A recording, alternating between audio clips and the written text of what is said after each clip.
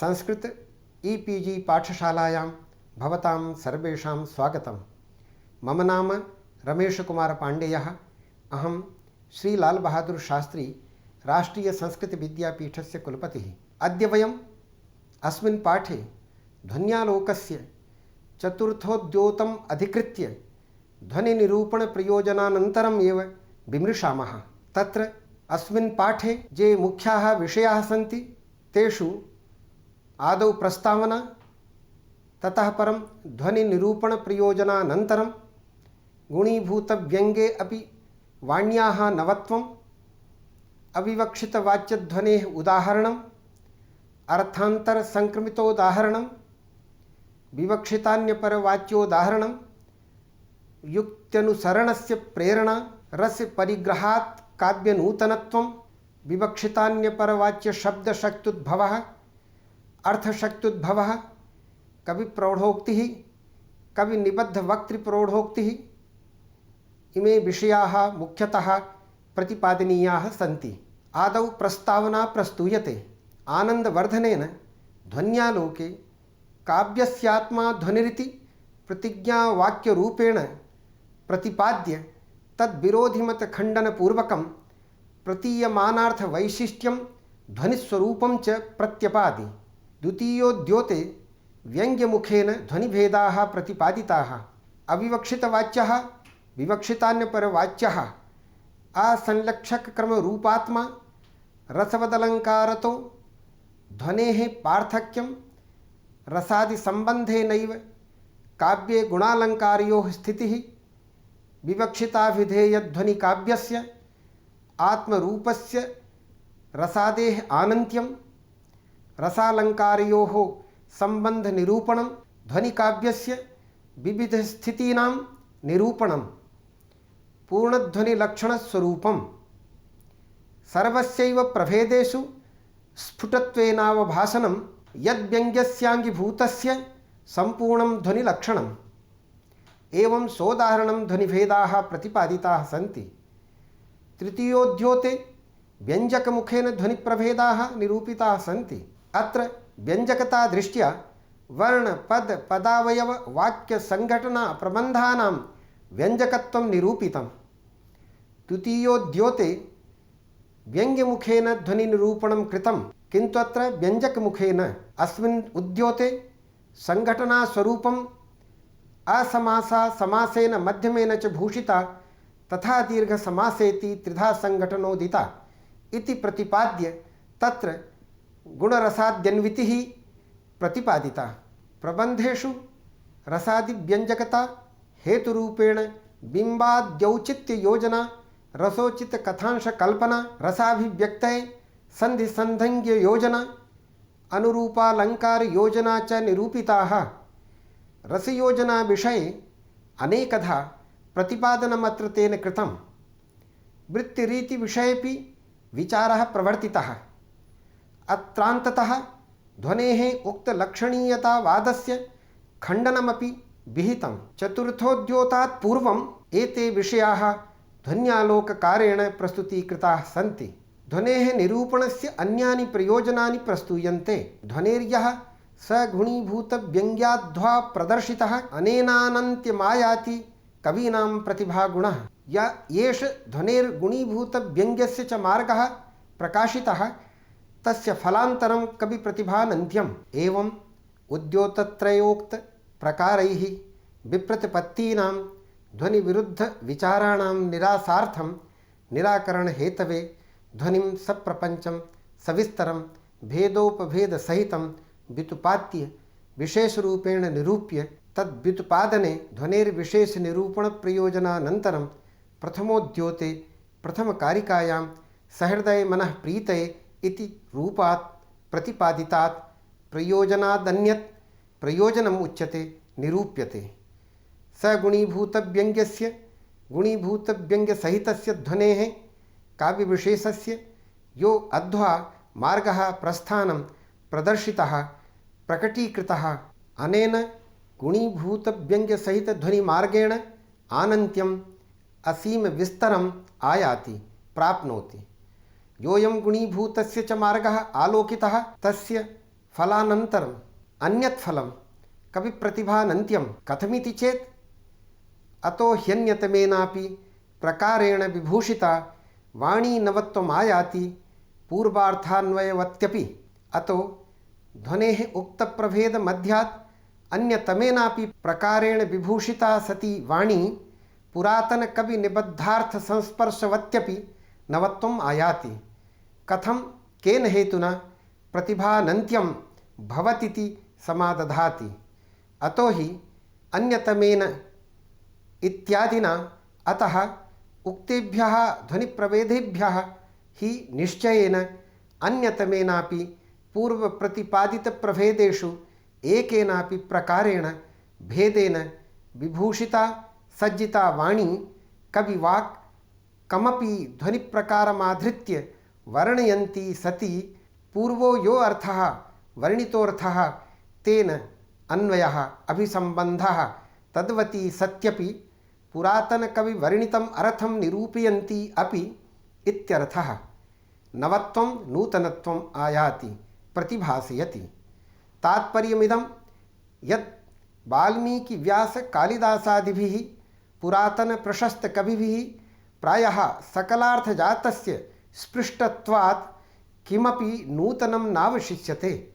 तथापि परवर्तिभिः कविभिः वर्ण्यते चेत् नूतनैः कविभिः पिष्टपेषणवत् भावकानां कृते वैमनस्यायैव कल्पते। किन्तु व्यङ्ग्यव्यञ्जकभावनिष्ठे तु काव्ये व्यङ्ग्यानां व्यञ्जकानां च अपरिमितत्वात् वर्णनीयप्रकारतया अपि आनन्त्यं भवति।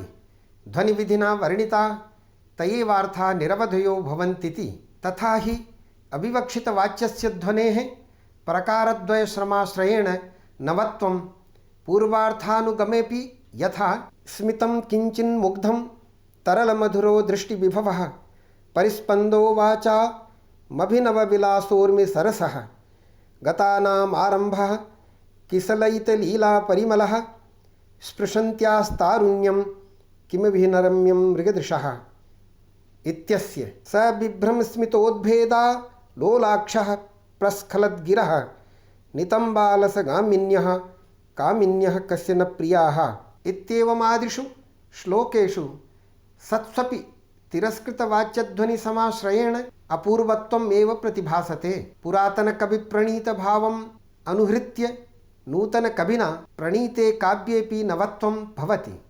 तथ्यमिदं प्रमाणीकर्तुं ध्वनिकारो अविवक्षितवाच्यस्य ध्वनेः अर्थान्तरसंक्रमित अत्यन्ततिरस्कृतवाच्यभेदौ सोदाहरणं प्रस्तौति।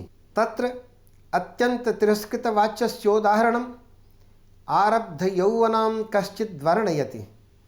तारुण्यं यौवनं स्पृशन्त्याः प्रविशन्त्याः मृगदृशौ हरिणेक्षणायाः किमिभिः न रम्यं रमणीयं भवति। अंकुरितयौवनायाः सर्वं रमणीयं भवतीति सर्वत्र योज्यं।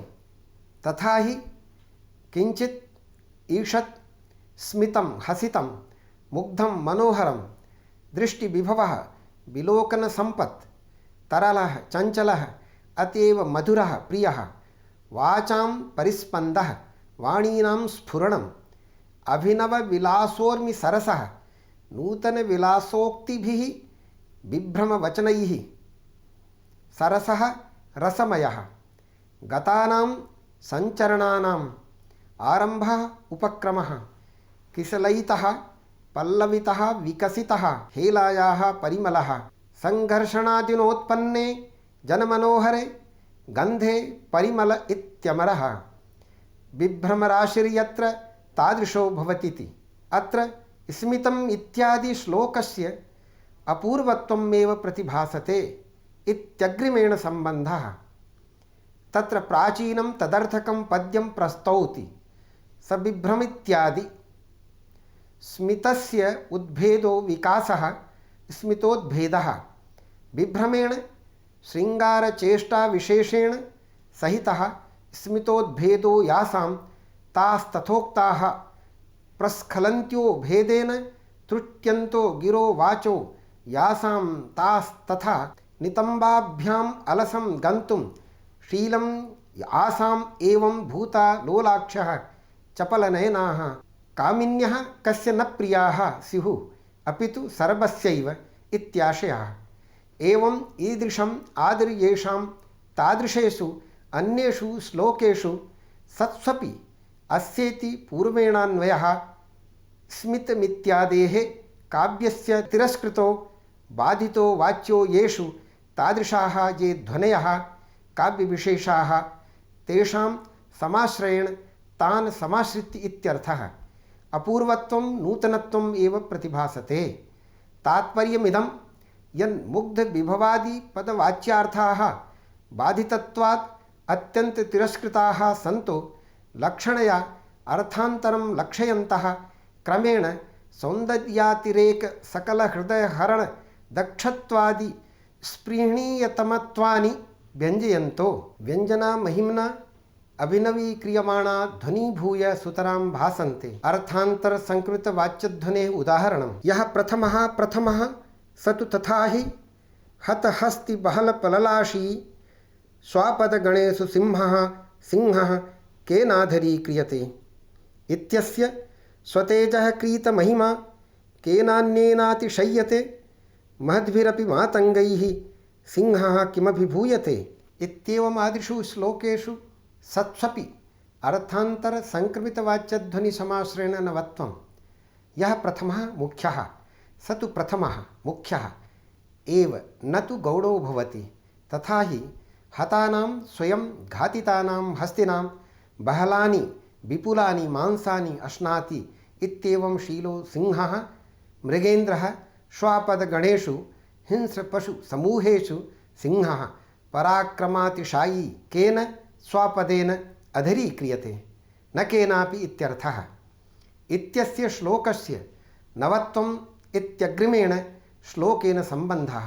एतत् समानार्थकं प्राचीनं पद्यं स्वतेजसा स्वप्रभावेण क्रीतो अर्जितो महिमा महत्त्वं येन तादृशो जनः केनान्येन अतिशय्यते अतिक्रम्यते तथा हि महद्भिर्विशालकायैः अपि मातङ्गैः हस्तिभिः सिंहः स्वतेजो अर्जितमहिमा किमभिभूयते पराभूयते नैव पराभूयते इत्याशयः। इत्येवमादिषु ईदृशेषु समानार्थेषु अनेकेषु सत्स्वपि उभयोरपि अर्थान्तरसंक्रमितवाच्यध्वनिरूपता समाश्रयणात् यः प्रथमः इत्यादि काव्यस्य नवत्वमेव। पुरातनैः शब्दार्थैरपि व्यञ्जनाशक्त्या नूतनव्यङ्ग्यार्थप्रतिपादनात् काव्यस्य ध्वनिरूपतां प्राप्तस्य नवत्वमेव इत्यर्थः। विवक्षितान्यपरवाच्यस्य उदाहरणं विवक्षितान्यपरवाच्यपरः यः अपि उक्तप्रकारसमाश्रयेण नवत्वं यथा निद्राकैतविनः प्रियस्य वदने विन्यस्य वक्त्रं वधूः बोधत्रासनिरुद्धचुम्बनरसाप्याभोगलोलं स्थिता वैलक्ष्याद्विमुखी भवेदिति पुनः तस्याप्यनारम्भिणः साकाङ्क्षप्रतिपत्तिनाम हृदयं यातं तु पाटं रतेः इत्यादेः श्लोकस्य शून्यं वासगृहं विलोक्य शयनादुत्थाय किञ्चिच्छनैः निद्राव्याजमुपागतस्य सुचिरं निर्वर्ण्यपत्युर्मुखं विस्रब्धं परिचुम्ब्य जातपुलका मालोक्य गण्डस्थलीं लज्जा नम्रमुखी प्रियेण हसता बालाचिरं चुम्बिता इत्यादिषु श्लोकेषु सत्स्वपि नवत्वम् एवम् अविवक्षितवाच्यस्य ध्वनेः प्रकारद्वयस्याश्रयेण काव्यस्य नूतनत्वम् उदाहृत्य विवक्षान्यपरवाच्यस्य ये असंलक्ष्यक्रमादयः प्रकाराः तेषां समाश्रयेण काव्यस्य नवत्वम् उदाह्रियते। निद्रति वधुर्नवोढा निद्रायां कैतवी तस्य कृतकसुप्तस्य प्रियस्य पत्युर्वदने मुखे वक्त्रं स्वमुखं विन्यस्य प्रियमुखसंस्पर्शजन्य दिव्यसुखलाभलोभादासज्य बोधत्रासेन प्रियतमनिद्राभङ्गभयेन निरुद्धो हठात् प्रवर्तमानोऽपि कथञ्चित् क्षणमात्रं धृतचुम्बनरसचुम्बनाभिलाषो यथा तादृश्यपि आभोगेन चुम्बनरसविस्तरेण विलोलं यथा स्यात् तथा स्थिताभूत्। वैलक्ष्यान्यत् प्रबोधजन्य लज्जायाः कारणात् कदाचित् इयं विमुखी भवेदिति हेतोः अनारम्भिणः चुम्बनादि अनारम्भमाणस्य तस्यापि प्रियस्यापि आकाङ्क्षा सहिता साभिलाषा प्रतिपत्तिः स्थितिः प्रवृत्तिर्वा यस्य तादृशं रुहिरुहिका कदर्थितं न तु मनोरथसम्पत्तिचरितार्थम् इति लोचनकारो अभिनवगुप्तः। उत्कण्ठा कदर्थितं यद्यपि हृदयं तु तथापि रतेः परस्परजीवितसर्वस्वाभिमानरूपायाः परिनिवृत्तेः पारं परिणतत्वं यातं परिपूर्णीभूत एव शृङ्गारः इत्याशयः इति श्लोकस्य नवत्वम् इत्यग्रिमेणान्वयः। तत्तुल्यार्थकं प्राचीनं पद्यम् उदाहरति। शून्यमित्यादि वासं गृहं शयनगृहं शून्यं निर्जनं तेनोद्दीपनातिशयो द्योतते। विलोक्य दृष्ट्वा शयनात् तल्पात् किञ्चित् अपरकायमात्रेण न तु सर्वतः शनैः मन्दं वलयादिकार्येण विनैव अन्यथा पतिनिद्राभङ्गः स्यादित्यर्थः। उत्थाय निद्रया व्याजं मिषम् उपागतस्य शयित इति अभिनययुत इत्याशयः।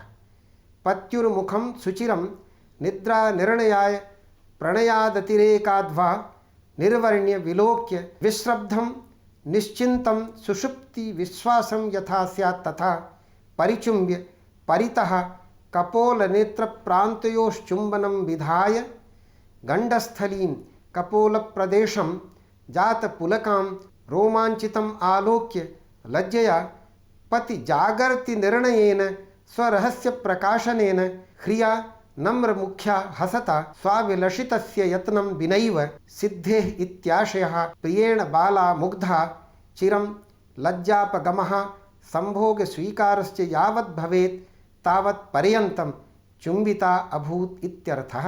इत्यादि श्लोक समानार्थेषु अन्येषु श्लोकेषु सत्स्वपि निद्राकैतविनः इत्यादेः असंलक्षक्रमध्वनि समाश्रयेण नवत्वमेव।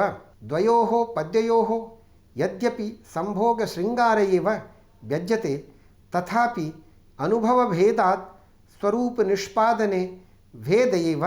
मूलग्रन्थे यथा वा तरङ्गभ्रूभङ्गा इत्यादि श्लोकस्य नानाभङ्गिभ्रमद्भ्रूः इत्यादि श्लोकापेक्षया अन्यत्वं। तरङ्गभ्रूभङ्गेति पद्यं द्वितीयोद्योते रसवदलङ्कारप्रसङ्गे समुदाहृतम्। एवं ध्वन्यालोककारः प्रतिपादयति यत् युक्त्यानयानुसर्तव्यो रसादिबहुविस्तरः मिथोप्यनन्ततां प्राप्तः काव्यमार्गो यथाश्रयात्। बहुविस्तरोऽयं रसभावतदाभासादि लक्षणो मार्गः स सर्वम् एव अनया पूर्वप्रतिपादितया युक्त्या अनुसर्तव्यः। यस्य रसादेः आश्रयात् अयं काव्यमार्गः पुरातनैः कविभिः बहुप्रकारको मिथः परस्परम् अपि अनन्ततां प्राप्तः। रसभावभासादीनां हि प्रत्येकं विभावानुभावव्यभिचारी समाश्रयात् अपरिमितत्वं यथोक्तं प्राक्। तस्यांगानां प्रभेदाजे प्रभेदा स्वगताश्च ये तेषाम् आनन्त्यमन्योन्य सम्बन्धपरिकल्पने यथोक्तम्। अपारे काव्यसंसारे कविरेकः प्रजापतिः यथास्मै रोचते विश्वं तथेदं परिवर्तते। गाथाचात्रकृतैव महाकविना अतः ठिये वीतः सठ्ठियेब्ब हिययम्मि आनिवेशेयि अथ विशसेषा जयै विकौकै गोवरावाणी। अतथास्थितानपि तथास्थितानिव हृदये या निवेशयति अर्थविशेषान् सा जयति विकटकविगोचरा वाणी। तदित्थं रसभावाद्याश्रयेण काव्यार्थानाम् आनन्त्यं सुप्रतिपादितं। महाकविना गाथा सप्तशतीकारेण अपरेण केनचिद्वा प्रोक्तम्। अतथास्थितानपि जगति न तथा भूतानपि अर्थविशेषान् हृदये निवेशयति। सहृदय हृदयं तथा भूतानेव तान् जगन्मयान् पदार्थान् स्वीकर्तुं विवशीकरोति। विकटकविगोचरा वाणी महान् कविगोचरः कवि प्रजापति वर्णनीयो अर्थो यस्याः सा वाणी काव्यवाक् महाकविवाणी प्रसादेन तद्वर्णनीयो अर्थो विपुलो निःसीमा संपद्यते। अतएव सा वाणी जयति सर्वोत्कर्षेण विद्यते। इत्थं प्रकारेण रसभावाद्याश्रयेण रसभावादीन् आश्रित्य वर्णितानां काव्यार्थानाम् अनन्तप्रकारत्वं सर्वथा परस्पर नवीनत्वम् इत्याशयः। एतदेव उपपादयितुम् उच्यते। दृष्टपूर्वा अपि ह्यर्थाः काव्ये रसपरिग्रहात् सर्वे नवा इवा भान्ति मधुमास इव द्रुमाः। एतदेवोपपादयितुम् इदमेव उपपत्त्या युक्त्या निरूपयितुम् उच्यते। कथ्यते पूर्वं दृष्टाः प्रत्यक्षादिप्रमाणैः प्राचीनकविवर्णनेन अवलोकिता अपि अर्थाः पदार्थाः काव्यरसस्य परिग्रहो योजनं व्यञ्जनमिति यावत् तस्मात् अत्र रसपदं त्रिविधस्यापि व्यङ्ग्यस्य उपलक्षणं। सर्वे सकलाः अपि ते मधुमासे वसन्तमासे द्रुमा इव आभान्ति आसमन्तात् दृश्यन्ते। कारिकेयं तृतीयकारिकायाः मतं पुष्णाति। तथा हि विवक्षितान्यपरवाच्यस्यैव शब्दशक्त्युद्भव अनुकरणरूपव्यङ्ग्यप्रकारसमाश्रयेण नवत्वं। यथा धरणीधारणाय अधुना त्वं शेषः इत्यादेः। शेषो हिमगिरिस्त्वं च महान्तो गुरुवः स्थिराः यदलङ्घितमर्यादाश्चलन्ति बिभ्रते भुवम् इत्यादिषु सत्स्वपि ध्वनिप्रकारान्तरसमाश्रयेण दृष्टपूर्वस्यापि अर्थस्य नूतनत्वं स्फुटीकरोति। विवक्षितान्यपरवाच्यस्य असंलक्षक्रमप्रकारसमाश्रयेण प्राचीनार्थस्य यन्नवीनत्वम् उदाहृतं तस्यैव यः संलक्षक्रमप्रकारान्तर्गतशब्दशक्त्युद्भव अनुकरणरूपव्यङ्ग्यप्रकारः तत्समाश्रयेण दृष्टपूर्वाणामपि अर्थानां नवत्वम् उदाह्रियते इत्याशयः। कश्चित् राजानं स्तौति, हे राजन्, शेषः सहस्रफणो नागः, हिमगिरिः हिमालयः, त्वं च महान्तो महत्वशालिनः गुरवः श्रेष्ठाः स्थिराः दृढाः यतो न लङ्घिता तिरस्कृता मर्यादा लोकस्थितिः यैः तथा भूता यूयं चलन्तीं कम्पमानाम् अस्थिरां भुवं पृथिवीं बिभ्रथ धारयथ पालयथ इत्येवं विधेषु सस्वपि नूतनत्वं। तस्यैव अर्थशक्त्युद्भवानुकरणरूप व्यङ्ग्यसमाश्रयेण नवत्वं। यथा कृतेवरकथालापे कुमार्यः पुलकोद्गमैः सूचयन्ति स्पृहामन्तर्लज्जयावनताननाः इत्यादिषु सत्सु तस्यैव विवक्षितान्यपरवाच्यस्यैव अर्थशक्त्युद्भव अनुकरणरूपव्यङ्ग्यस्य प्रकारसमाश्रयेण दृष्टपूर्वार्थानां नवत्वम् उदाहरति। एवं वादिनि देवर्षौ पार्श्वे पितुरधोमुखी लीलाकमलपत्राणि गणयामास पार्वती। कालिदासस्य कुमारसम्भव महाकाव्यस्य षष्ठसर्गस्य श्लोकोऽयं। देवर्षौ अथर्वाङ्गिरसि एवं वादिनि सति पितुः हिमालयस्य पार्श्वे पार्वती अधोमुखी सति स्वविवाहवृत्तान्तश्रवणलज्जया नम्रवदना स्वपाणिस्थस्य लीलाकमलस्य पत्राणि गणयामास। अस्य श्लोकस्य वक्ष्यमाणप्रकारेषु श्लोकेषु सत्स्वपि नवत्वम् इति सम्बन्धः।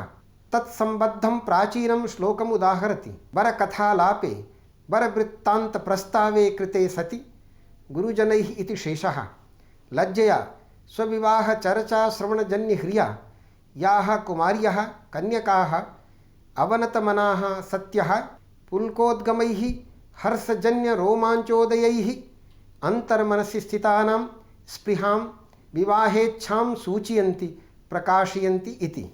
अर्थशक्त्युद्भवानुरणनरूपव्यङ्ग्यस्य कविप्रौढोक्तिनिर्मितशरीरत्वेन नवत्वं। यथा सज्जैः सुरहि मासो इत्यादेः।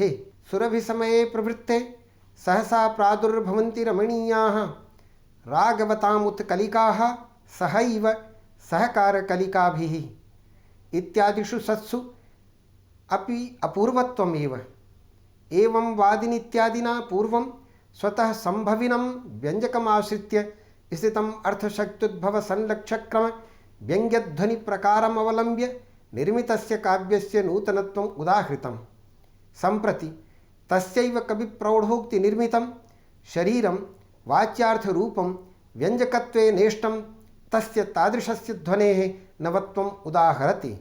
सज्जेहि सुरहि मासो णदाव उपोयुजुव इण लक्तसुहे अहिणवसः आरमुहे णवपल्लवपत्तले अणङ्गस्य सरे। सज्जयति सुरभिमासो न तावदर्पयति युवतिजनलक्ष्यमुखान् अभिनवसहस्रकारमुखान् नवपल्लवपत्रलान् अनङ्गस्य शरान्।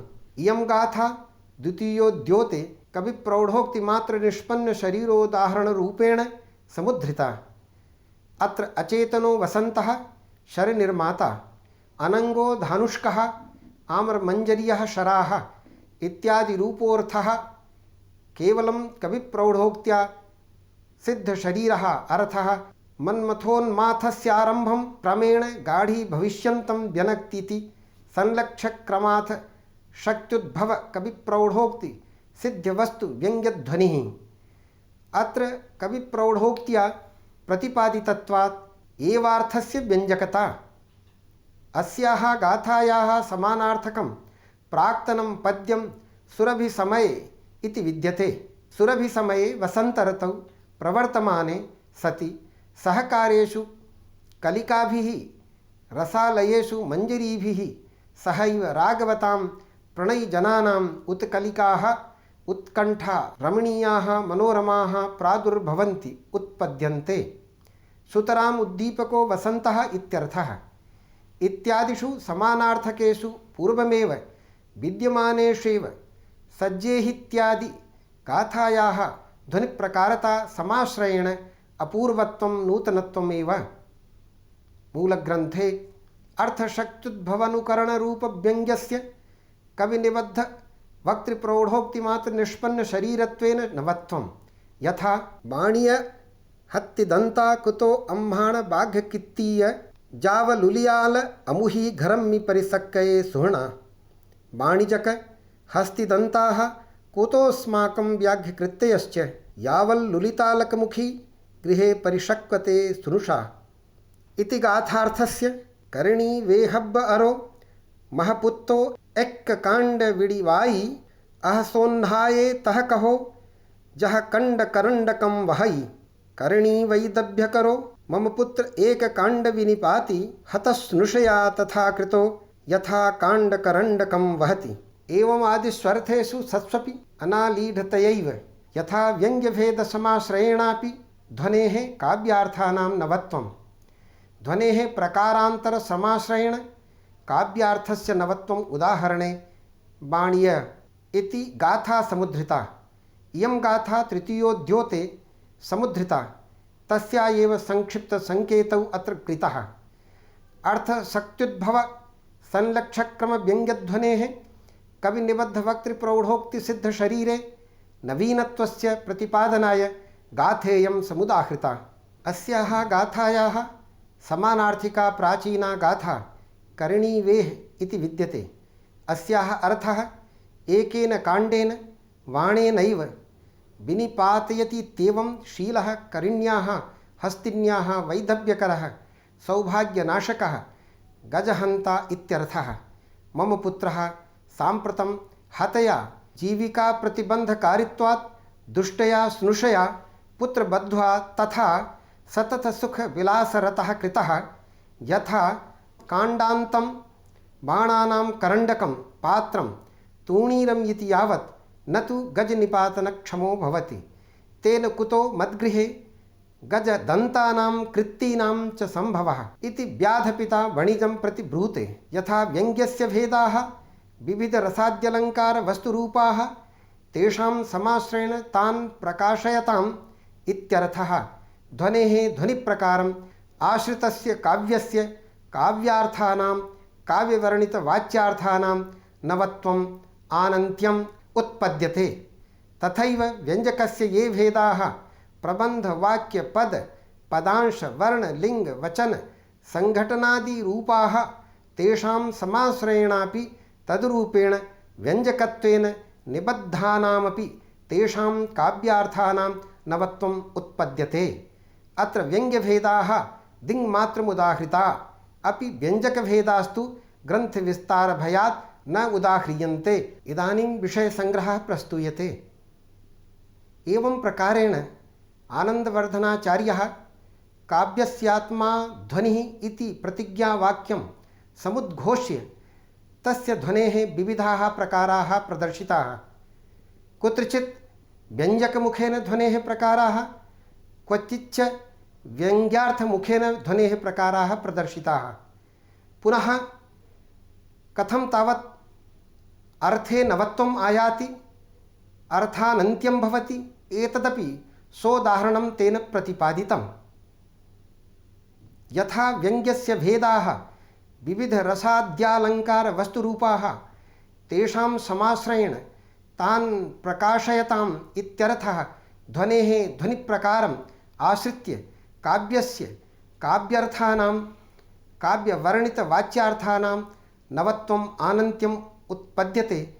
तथैव व्यञ्जकस्य ये भेदाः प्रबन्ध वाक्य पद पदांश वर्ण लिंग वचन संघटनादिरूपाः तेषां समाश्रयेणापि तद्रूपेण व्यञ्जकत्वेन निबद्धानामपि तेषां काव्यार्थानां नवत्वम् उपपद्यते। एवं व्यङ्ग्यभेदाः दिङ्मात्रं तेन अत्र उदाहृताः। व्यञ्जकभेदास्तु तथैव यथावसरे तेन उपपादिताः। एवं प्रकारेण व्यङ्ग्यभेदाः अथ च व्यञ्जकभेदाः तेन यथायथं प्रतिपादिताः। एवं तेन अस्मिन् पाठे काव्यार्थानां नवत्वं प्रतिपाद्य तेन एतत् प्रमाणीकृतं यत् यदि प्रतिभा वर्तते, यदि तत्र ध्वनेः चमत्कारः वर्तते, तर्हि नवत्वम् आयाति। एवं प्रकारेण तेन व्यङ्ग्यभेदाः प्रतिपादिताः, व्यञ्जकभेदाश्च प्रतिपादिताः। धन्यवादाः।